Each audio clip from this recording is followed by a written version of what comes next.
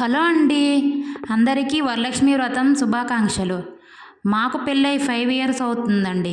ఈ 5 ఇయర్స్ నుంచి ఏదో ఒక్క సంవత్సరమైనా వరలక్ష్మి వ్రతం పూజ చేద్దామా అనుకుంటే ఏ సంవత్సరమూ సెట్ అవ్వట్లేదు. లాస్ట్ ఇయర్ ఏమో మా చిన్నవాడు కడుపులో ఉండడం వల్ల చేయలేకపోయాను. పోనీ ఈ సంవత్సరమైనా చేద్దాము అని అనుకుంటే మా మావయ్య గారు చనిపోవడం వల్ల ఈ సంవత్సరం కూడా అవ్వలేదు. పోనీ నెక్స్ట్ ఇయర్ అయినా అవుతుందో లేదో చూద్దాం మరి. నాకు వరలక్ష్మి వ్రతం అంటే గుర్తొచ్చేది మా అమ్మ చేసిన పులిహోరనండి. మా అమ్మ పులిహోర బాగా చేస్తుంది. ఎప్పుడు చేసినా ఒకే టేస్ట్ వస్తుంది. పూజ చేయకపోతే ఏంటి, మనం చేసుకొని తినమే ఏంటని చెప్పి నేను ఇంట్లో ఇలా పులిహోర ఇంకా పాయసం అయితే చేశానండి. పాయసం అంటే మావాడు ఆమడ దూరం పడగెట్టేవాడు.